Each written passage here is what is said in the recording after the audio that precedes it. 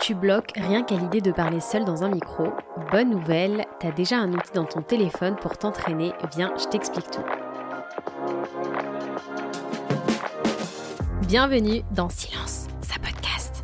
Le podcast pour les entrepreneuses prêtes à libérer leur voix et à impacter durablement. Moi, c'est Laetitia, je suis copilote en lancement de podcast et podcast manager.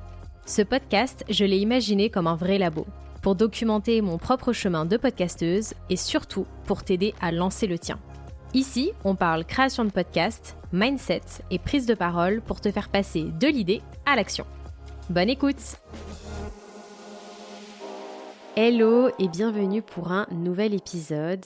Aujourd'hui, j'ai envie de te partager un exercice efficace et actionnable pour t'aider à libérer ta voix, que ce soit aussi pour développer ta prise de parole, pour t'autoriser à parler plus spontanément et aussi pour te faire confiance sur ce que tu veux transmettre, comment le transmettre et surtout sans trop réfléchir et sans te remettre trop de pression.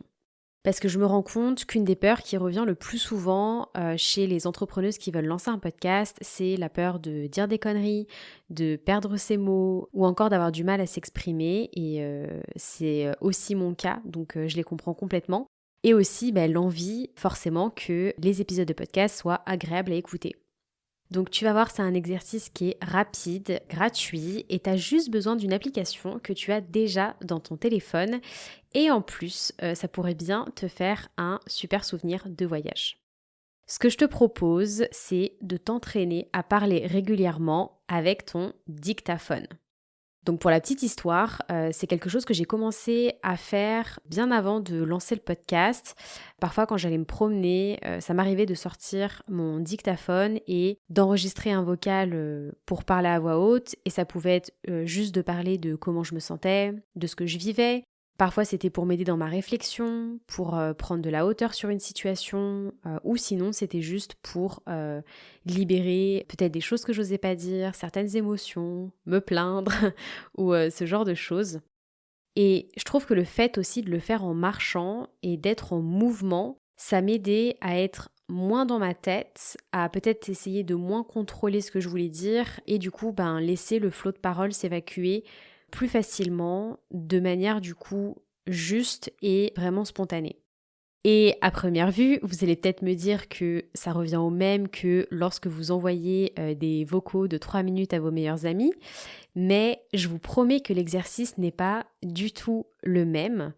En fait, ça fait un peu le même effet que de se retrouver devant un micro, en un peu moins flippant. En tout cas, moi c'est comme ça que je l'ai ressenti. Et c'est marrant parce que pourtant, personne ne va jamais l'écouter, ce vocal, mais les peurs, les blocages, les pensées intrusives, elles montent direct au créneau. Et en ça, je trouve que c'est un super entraînement pour justement apaiser ces peurs-là, les surmonter et s'entraîner à parler tout seul. Et là, tu vas me dire, ok, parler à mon dictaphone, mais pour dire quoi ? Et j'ai 4 exemples pour que cet exercice y soit libérateur et formateur pour toi, mais aussi utile.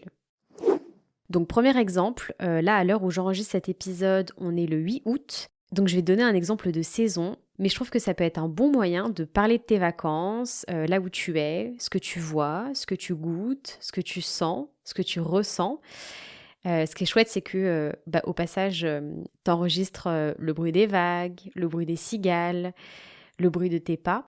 Et je trouve que ça, c'est un super souvenir de vacances que tu auras plaisir à réécouter dans 6 mois, dans 1 an ou plus. Et c'est aussi quelque chose que tu peux faire en famille. Donc si tu es en vacances avec tes enfants, tu peux même partager cet exercice avec eux. Deuxième exemple, ce qui peut être chouette aussi à l'approche de la rentrée et de la reprise pour beaucoup, c'est de poser à l'oral ta vision et ton pourquoi. Donc ça peut être ta vision ou ton pourquoi par rapport à ton entreprise ou à d'autres aspects de ta vie. Et ça, souvent, c'est un exercice qu'on fait plutôt à l'écrit. Et dans mon cas, moi, je me suis rendu compte que mon mental pouvait vite prendre le contrôle de mon stylo. Et dans ce cas-là, tu vois, encore une fois, je pense que le fait de le faire en marchant, ça peut vraiment être un moyen de lâcher le mental plus rapidement, de te connecter au corps, à tes ressentis et de laisser émerger ce qui est vraiment juste pour toi. Troisième exemple, et celui-là c'est mon préféré, ça peut être l'occasion de capter un moment où tu es fier de toi et où ton énergie est forte. Je m'explique. Ça, c'est quelque chose que j'ai fait en début d'année lorsque j'ai accompagné Sophie à créer et lancer son podcast. Donc Sophie qui est l'hôte de Une place à soi, et je te fais un petit coucou si tu passes par là. Et lors de l'accompagnement Pod Lunch, je me souviens qu'à chaque fin d'appel stratégique, j'étais tellement énergisée, genre tellement galvanisée, c'est vraiment les mots qui me venaient, et que ce soit par nos avancées, de voir le projet se concrétiser, aussi par rapport au moment d'illumination qu'on avait en session, le genre de moment où tout s'aligne parfaitement, et aussi et surtout par tous les retours que Sophie me faisait, que ça soit à propos de mon écoute fine, de mes questionnements puissants, de la manière dont je la challengeais et de mes propositions hyper justes pour la citer. Et en fait, dans ces moments-là, je me sentais vraiment à ma place.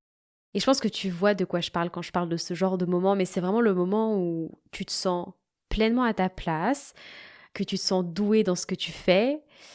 Et en fait, un jour, l'idée m'est venue spontanément et j'ai décidé d'enregistrer en fait tout ça en vocal pour capter en fait la fierté que je ressentais par rapport à moi et à mon travail à ce moment-là, et aussi ce boost d'énergie. Et donc désormais, ce vocal s'appelle « À réécouter en cas de coup de mou dans mon téléphone ». Et en fait, c'est un super rebooster pour les jours où je remets tout en question ou quand j'ai des moments de doute.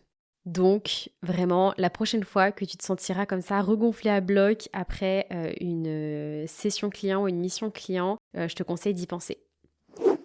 Et enfin, 4e exemple, ça peut être l'occasion, petit à petit, de rentrer dans le vif du sujet et d'aborder les sujets que tu aimerais parler dans ton podcast. Et par exemple, tu peux commencer à te demander qu'est-ce qui est important pour moi, qu'est-ce que je souhaite transmettre, qu'est-ce que je souhaite partager, quelles sont mes réflexions du moment, une opinion que j'ai sur un sujet d'actualité.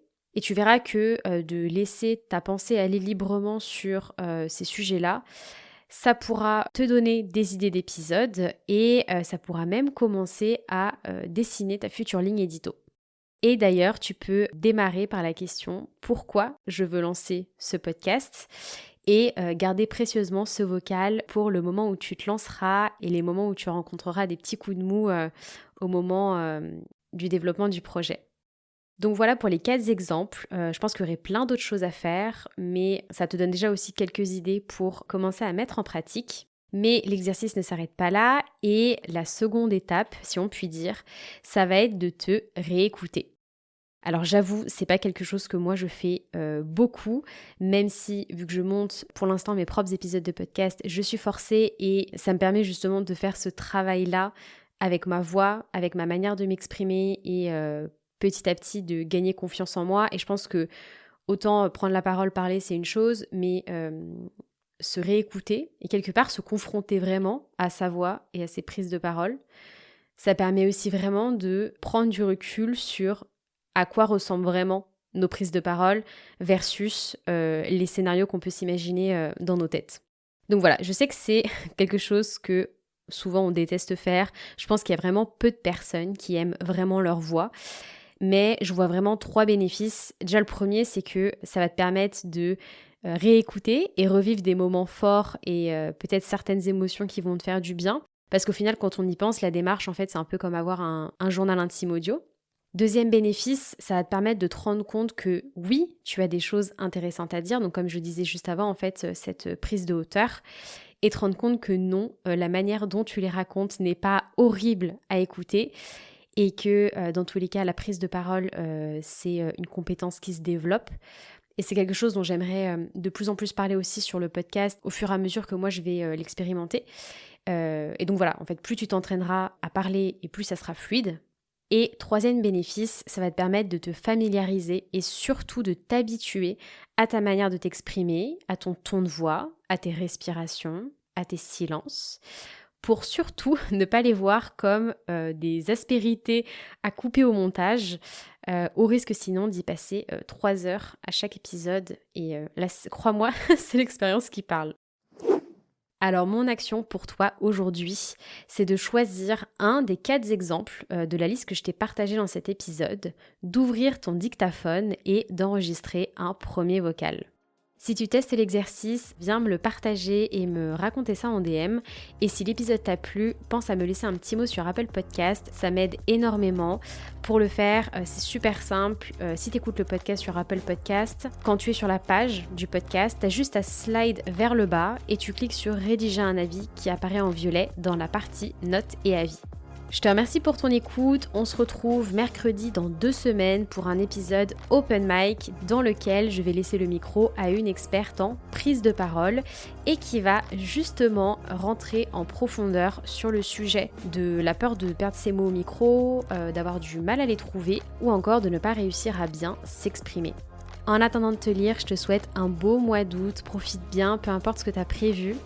De mon côté, je vais rechausser mes chaussures de trail pour repartir 2 jours marcher sur les voies de Compostelle. Je te dis à très vite.